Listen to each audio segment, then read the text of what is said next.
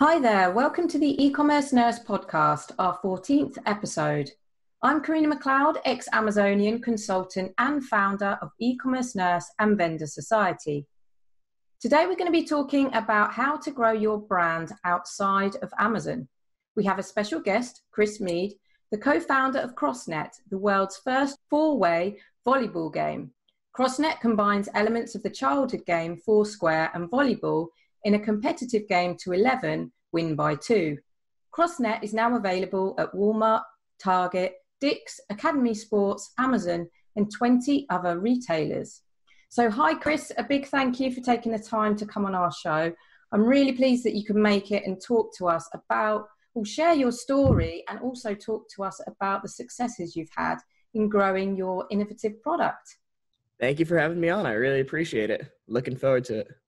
So before, I've got loads of questions. I'm really keen to hear about your story. But before I start asking all those questions on how you became a 2.5 million business in such a short amount of time, it would be really great if you could share with our audience more about the story about the birth of CrossNet. Of course. Yeah. So I'm 27. I was born in Connecticut with my brother Greg and our co-founder Mike. So all three of us growing up, we were really just a close group playing soccer and basketball and all different sports together. And I was working at my corporate job in New York City. I came home for vacation, and Mike had just graduated engineering school. And he came over and he said, "Hey guys, I want to invent a product. Let's come over. Let's brainstorm a little bit." So we started just writing down random ideas on pieces of paper. And one idea led to 500 ideas, and most of them were pretty terrible. But the one idea that just was wow, was four-way volleyball. So it was about 5 a.m. We finally went to bed, and we ran off to our local Walmart the next day. We bought 2 volleyball nets, tied them together, and we put them up in the backyard. And we had all our friends come over, and we played for hours on end, and it was just a really, really fun time. We just got really lucky because we thought about four-way volleyball. Nobody had ever made it before. And we were like, why not us? That's awesome, because you hear so many people that say, we want to do something different, right? Let's think of a product. And the amount of times people do when they come up with some ideas, or they can't come up with that idea. And the fact that you could come up with an idea overnight and for it to be such a success is really, really awesome. Yeah, we were really lucky. It took us just a few hours and then obviously over a year to really execute on the idea. But it was just one good night, and thank God nobody had patented it. Nobody had ever made it before. And that was the fun part. When we had the proof of concept, our friends came over and they didn't want to stop playing. We're like, okay, this is a real business. And that's awesome, because you actually, you had the idea and you were able to go and test it straight away, and you tested it and you could see it working really well, which is... Yeah, exactly. We didn't have heartbreak. We weren't preparing for months on end and then get the prototype and then it doesn't work and nobody likes it. We were able to bang out the proof of concept within 12 hours. So that was wow, cool. That's really cool. That's really cool. And I guess once you've got that, so you've got the idea, it works, and you've got to put that all in production. And then once you've got that product, how did you then, because building an innovative product isn't easy. And I guess there's an element, if it's an innovative sport as well. And so when that happens, product awareness and education are paramount, because of course people know about it. So how did you start off to really generate product and brand awareness at that initial launch stage? Yeah, so at the initial launch stage, our biggest thing that we could do was go to our local beaches. We grew up in a place called Rhode Island, and there's a Narragansett Beach, which is our favorite beach, thousands of people go to. So we started by bringing the nets there, and we thought that was our best test market those are kids our age, families that we'd be selling to. So we set up the nets, and people would just come over and just stare at us like we were aliens. And then they would ask us what it is. They'd try to jump in and get involved. So it would start off with just 4 of us playing. And by the end of the day, there'd be a line of 30, 40 people. Wow. Just all rotating in, having fun. People would be buying them on the spot if we had some available in our car, or they'd buy them online. But just going to the beach and getting getting feedback and seeing what people liked, what people didn't like. We realized that the net was too small. So we made it height adjustable, actually. So just from that test group, we were able to we ended up designing the net to be height adjustable for men's, women, and children. So you could quickly adjust it. So it's good for families and it's good for competitive athletes. That's really cool. And the really awesome thing there is the fact that you went out there and you were engaging with the customer, but and engaging is actually playing cross-net with your potential customers or your customers. And that's awesome, because a lot of the time people have this concept, believe it will work, never tested it, and don't even get to a point of feedback until, for example, they sell it on Amazon and then they get a negative review, or they might get a positive review. But the fact is you've been out there and tested it and learn who your customer is. Yeah, without a doubt. We had to do that. We learned so many different things. And then from that, we probably modified the product 4 or 5 times before it was like, yeah, this is perfect. So, and we're always looking for tweaks and improvements. But the best part about going out there was we also got like product photography that we would then use to monetize on social and our website. If we never went out there, we wouldn't have got ahead in the game. Yeah, that's really cool. And so did you have so you said you even brought some products down with you. You were selling them? Were they initial samples, or did you have stock essentially there? Prototypes? We barely had like a good box. It was just like a brown crappy box and some poles in a bag. But yeah, there's definitely some version 101 crossnets out there somewhere. Yeah. And were you and I mean, that's awesome. And then did you start traveling around how did you then, so you've got that audience on the beach close to you. How do you then expand that further? Because of course, the size that you are now and the amount of customers that you have now, how do you get from there to where you are? Yeah, the initial thought was like, okay, I'm going to be a beach bum and just play volleyball on the beach every day. But then I realized, like, yes, I could attract 40 people or maybe 100 people at the beach and get a couple thousand impressions throughout the day. My thought was, yes, I could do that.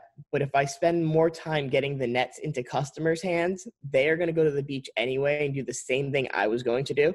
So my efforts were better focused on the computer, running advertisements, making a pretty website, and getting the product out to the customers rather than going to the beach and actually playing myself. So getting the first initial orders was super tough. We weren't familiar with Facebook ads. We weren't on Amazon. It was just our own .com website. So we really had to build trust. And none of us really were website designers or anything back then 3 years ago. So we got the product in hand of a few quality influencers. And we were able to use their videos to kind of help monetize things and make it look more attractive than me and my friends play. That's really cool. And I bet that was tough, right? Having to then go enjoying the beach and like advertising your product to then having to be then behind the computer. Yeah, it was. It definitely was. And it's good though, because we're seeing the trade-off every day. And there's times I still get to go to the beach. And the cooler part is now that I go to the beach and I see people setting up CrossNet for me. Like there's my customers on the beach and I can just go up and like say, what's going on? How's it going? I'm Chris. And like, they're familiar with the whole story. It's cool. Oh, that's really awesome. That's cool. So let's talk a bit about then the website. So did you actually design and develop that website yourself, or did you hire someone to help you manage that? Yeah, so I actually designed and developed the entire website myself. We're running on Shopify.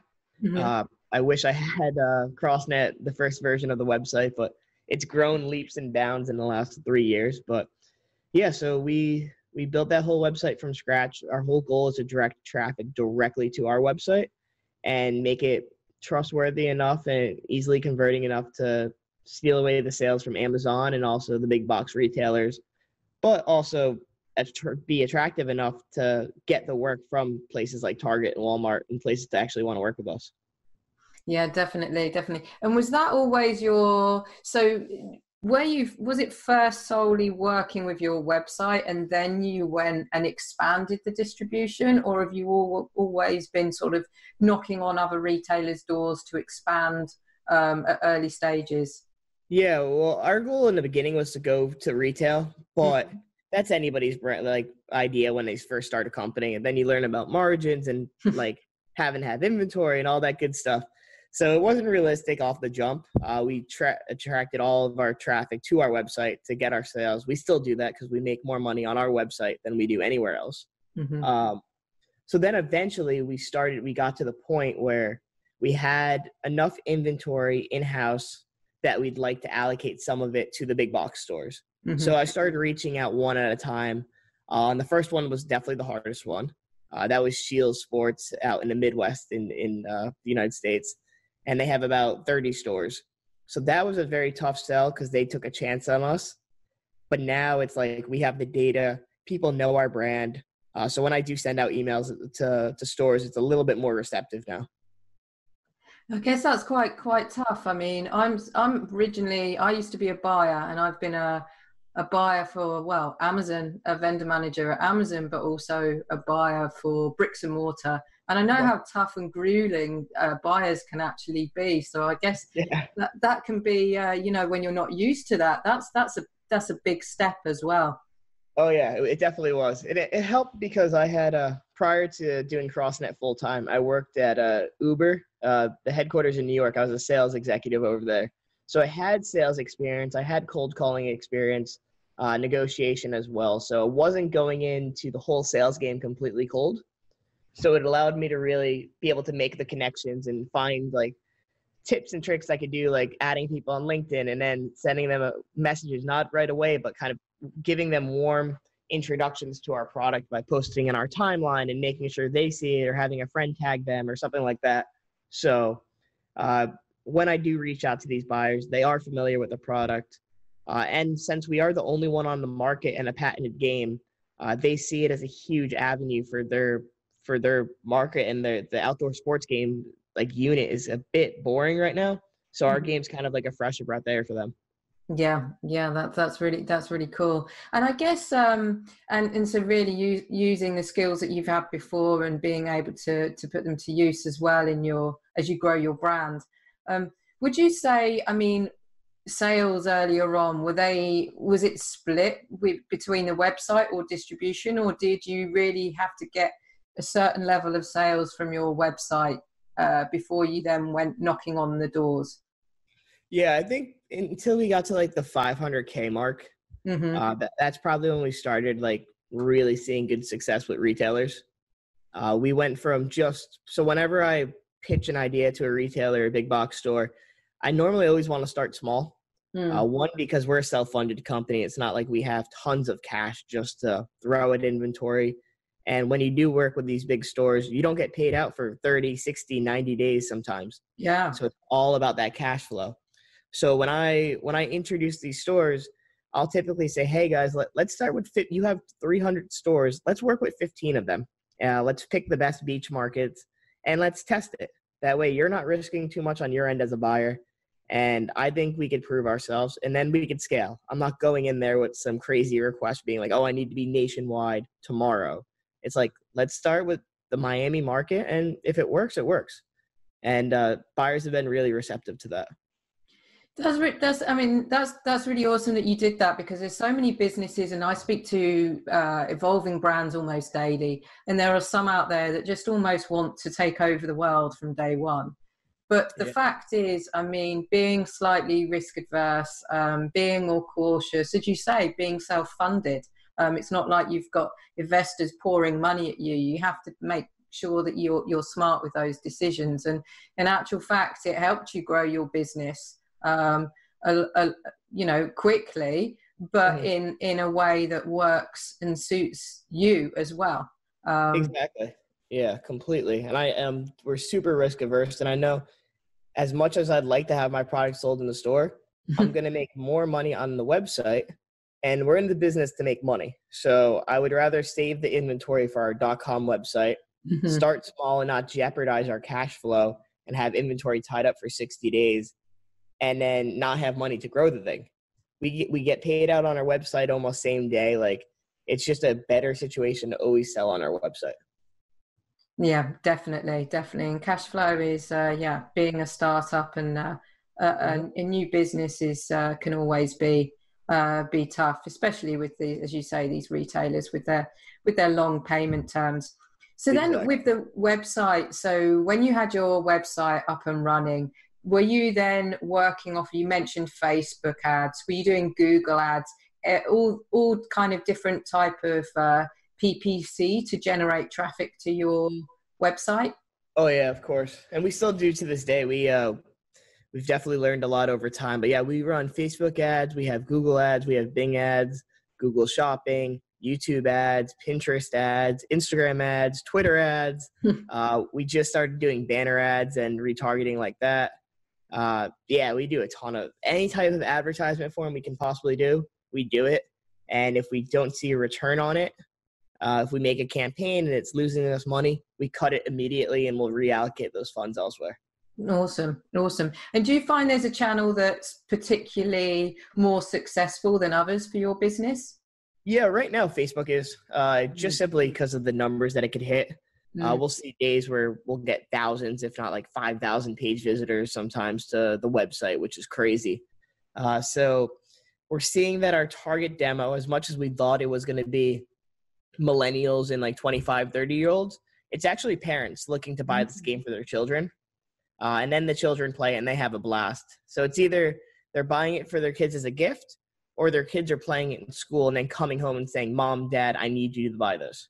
So we're reaching a lot of parents and households on Facebook, which is great. So we're definitely going to double down on that and make sure we're making video content geared towards the families.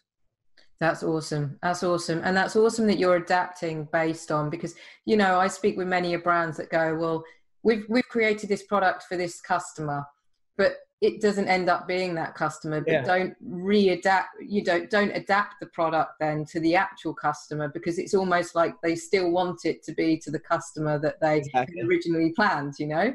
Yeah, there's an element of pride that you have to kind of just like grit your teeth. And as long as the game's getting out there, I know it will get to our ideal target market eventually. And we do see people of all ages playing. It's just meant to have fun. So whoever wants to buy it, buys it. And we're going to double down on what's making a profit. Yeah, definitely. But the key thing here, and what I'm hearing is you're good listeners as a business. You're listening, you're watching the customers engage with your products. You're listening to what they say. You're looking at the data, you're understanding the data. It's not that because sometimes egos get involved with new brands, you know, as in, oh, I think it should be this way. But it's none of that. It's all about looking at what's working, what isn't, and adjusting accordingly. And you're seeing success from it. Yeah, as a founder, I swear I spend 90% of my time identifying weaknesses and areas that we're doing terrible in and trying to grow on that. If something's going good, I'll let it keep going good and let people focus on that. I'm constantly hiring for the negatives. Our email marketing was terrible 2 months ago. We just hired a really good team to help us with that. Event marketing was terrible. We just hired a full-time person to start getting us to events, and now we're at more events than I could ever care to be at. So we're doing stuff like that, and just hiring for weaknesses is the biggest avenue. And it could only be maybe an hour or two a week that you have to pay a freelancer online, but their work definitely doesn't go unnoticed. Yeah, that's really important.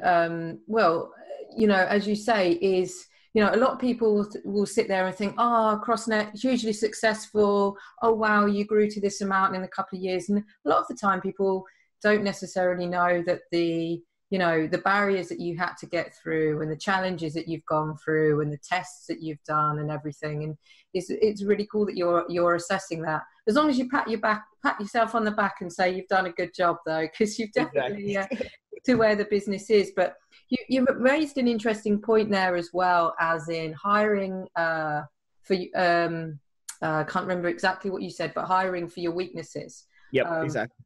And I think that's really, and it's again this openness and saying, you know, this isn't something that we're strong at, so let's actually bring someone in and not make it out like this is our strength when we know it isn't. Let's utilize someone else's skills, which really does help, and it sounds like it's really, really helping. And I guess you can do that more as your business organically grows. Exactly. Yeah. We're definitely doing that more and more often. I'd find myself in the beginning, trying to pretend to be a graphic designer on Photoshop, and I'd spend 6 hours of my day making a terrible picture that I could have hired somebody for $8 to do, you know? Yeah. So it's just like evaluating what your time's worth. And it's tough because as a founder of the company, you're connected to the bank account. You know, hey, I'm spending X amount on this person's work for whether it's full-time or just hourly, and it's coming out of your pocket, but you're hoping to see that ROI.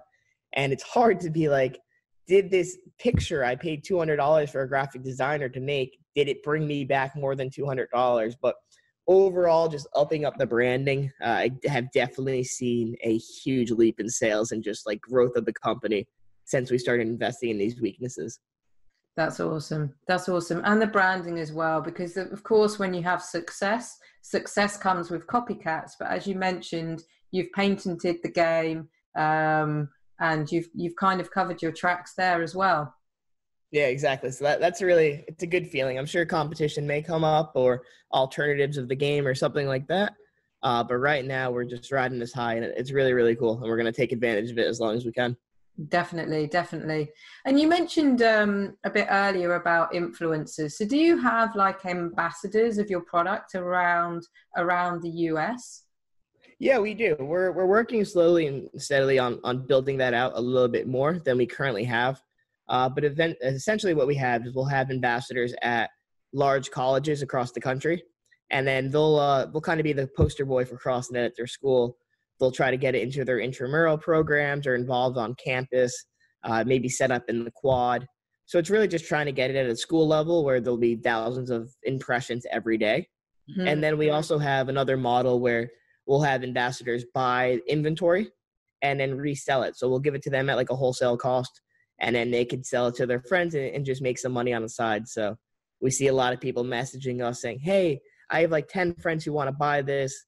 Do you have an ambassador discount for me or something like that? So we'll set people up like with that. And then a third model is that we have people set up tournaments across the country.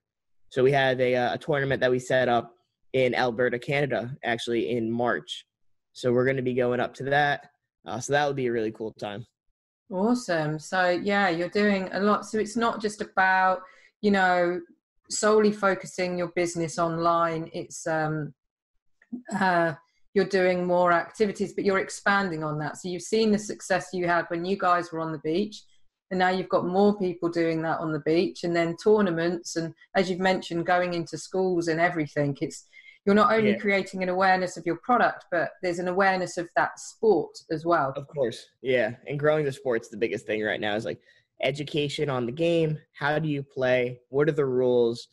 Because we see a lot of people use the net just traditional volleyball style, which is completely fine. But there is also a game that we have built with our own rules that people play everywhere, but it's just more establishing that and having product education, which is we're doing a lot through email and video right now, but going to continue to do that this year. Awesome. That's awesome. And earlier, so when we were talking about website, you were saying about kind of keeping sales. You see the greater margins online on your own website than selling through other retail channels. Amazon is always a tough one when you sell online, because often Amazon has such a huge customer base, and so many, we see it happen with many brands that customers go, have a little look at the website, have a browse, but then they end up on Amazon. How do you avoid, well, that's if you want to, I'm guessing you do because of what you mentioned earlier, but how do you avoid that happening and losing that browsing customer out to Amazon, although you're not losing them because you're still gaining a sale, but not a sale through your website? Yeah. So we do a lot of good things to try to motivate the sale on our website. One thing that we do is we could offer discounts. We want to stay clear, though. Sometimes you don't want to cheapen the brand by throwing discounts like crazy. But there is discounts that we could offer on our website that we necessarily can't offer on Amazon. So we'll offer like $10 off in exchange for your email address. And that will allow for conversion to increase whenever a customer puts their email in. And the nice thing about that is, unlike Amazon, we're capping hundreds, if not thousands of emails a day. And then we could put those customers into a funnel that will allow for product education that we can't do on an Amazon sale. So for example, when you enter your email into our website, you're then going to be hit with like 4 or 5 messages across the span of like 60 days. So here's CrossNet. Oh, are you missing? Like, here's fear of missing out. Here's product education, all of that good stuff. And then when you actually become a customer on our website, you're then getting about 7 to 9 emails and touch points over like 6 months of like, here's some product education. Here's tournaments popping up. We're really doing things on our own website to keep the customer locked in, being in the know about new products, and just really trying to build out the CrossNet community. And we can't do that on Amazon. So the best way we could do it on our website is offer like super early access to products, pre-orders, events, and price discounts that they wouldn't get on Amazon, while also shipping the product as soon as possible to compete with their next day shipping. Yeah, that's it. Because it's also competing with Amazon in terms of the delivery, the Prime. But as you say, you're incentivizing and giving reasons why the customer should purchase through your website as opposed to Amazon. And as you say, you're building a community. It's not just about the customer making that purchase. It's about that customer then feeling part of the CrossNet community. It's a sport. You're inviting them to tournaments and so forth, which, exactly, as you say, Amazon is very much a transactional site, and that is definitely not a strength of Amazon.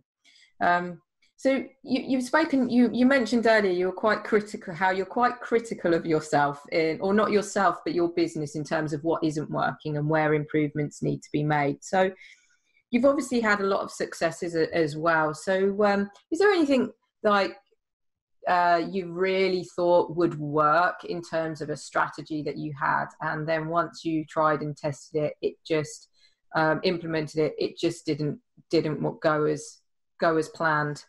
Yeah, there's 2 that come to mind. Well, one, the ambassador thing. It sounds like I have it all flushed out, but on our end, it took a long time to get it to happen. We would send nets to people. We would never hear back. We would be out of $70, $50, whatever it cost us. And you would just really like, you have so many people show initial interest and then never follow through. So the ambassador program is super tough. We'll have people like say they're going to go out and become sales agents for your company. You trust them and you waste your time drawing up agreements, and then nothing ever happens. I feel like that happens a lot when people invent a product and it gets sold at like a wholesaler. You'll have people trying to be individual reps for your company. We wasted so much time on like having individual state reps to go to brick and mortar stores like that. I think we might have got like 1 sale out of like 11 reps. So like trusting little reps to go out and sell our product definitely didn't work for us. Another example that was pretty poor and we're growing is influencer marketing. We really thought we were going to be able to get all these influencers posting videos of CrossNet every single day.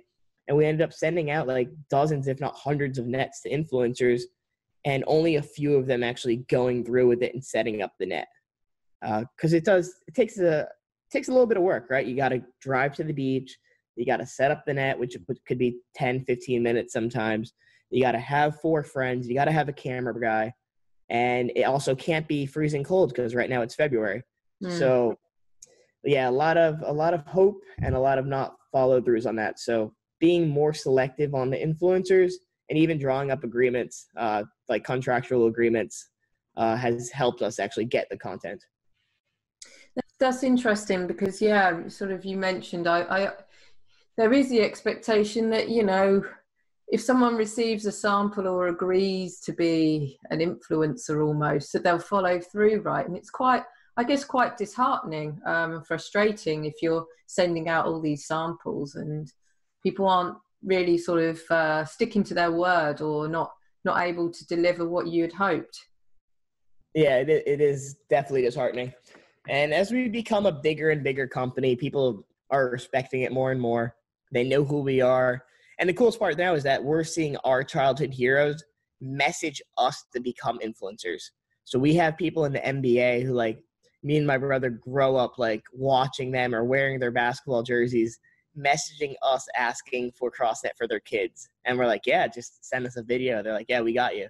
So we're really excited about that stuff this summer.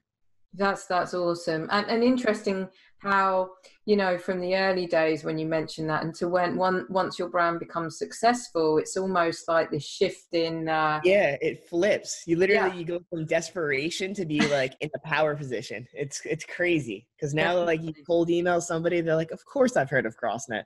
I was at a sporting event the other night, sitting next to two guys. We're just having a beer, and I told them about CrossNet. They're like, my mother bought me that for Christmas, and it was just it's wild. That's awesome. But that's such an awesome feeling because that is something that you created with your friend, with your brother. And, you know, it's not like you're working for some other company. That is your brand, that's your product. So that must be an immense feeling. Yeah, very rewarding. Yeah, definitely. And are you looking to expand outside of the US? Yeah, we are. So right now we're working on just locking down the inventory that we need for the next few months here in America. Hmm. We're rolling out with some big stores, and more stores just keep knocking every day, and people think we have unlimited inventory. So got to meet the demand here. And then we're going to start actually, I think the first logical push, since we don't have any representation friend-wise right now, or just anyone that we're really close with in business in Europe, Hmm. we're going to start with Amazon out there. So we'll find a few major cities with fulfillment centers, uh, line haul probably, I don't know, 500, maybe 1,000 units to start. Yeah. And it'll be cool because we'll be able to just flip a switch and turn Facebook ads on, turn Google ads on, and market to a community we've never been able to do. And we get a lot of traction. We get buzz from all across the world. Even Australia loves us. No, I can But we imagine. can't ship out there because it costs almost more to ship the product than it is for the actual product. So once we start dropping this off at the fulfillment centers, that's going to be a lot of fun. And I'm really excited for that. And I'm hoping probably realistically Q3 would be a really good time to kind of start switching that on. Yeah, awesome, awesome. And I guess with the game though, you talked about a lot about the beach, but it's not just a game that you need to play on the beach. You can, as you Of course. said, with schools, fields, you can Yeah. play it anywhere. Anywhere, everywhere. It's grass, sand, beach, indoor, outdoors. We just came out with an indoor base that you could add onto it because we're in like 3,000 schools right now. And all Hmm. the gym teachers are like, oh, it's getting cold.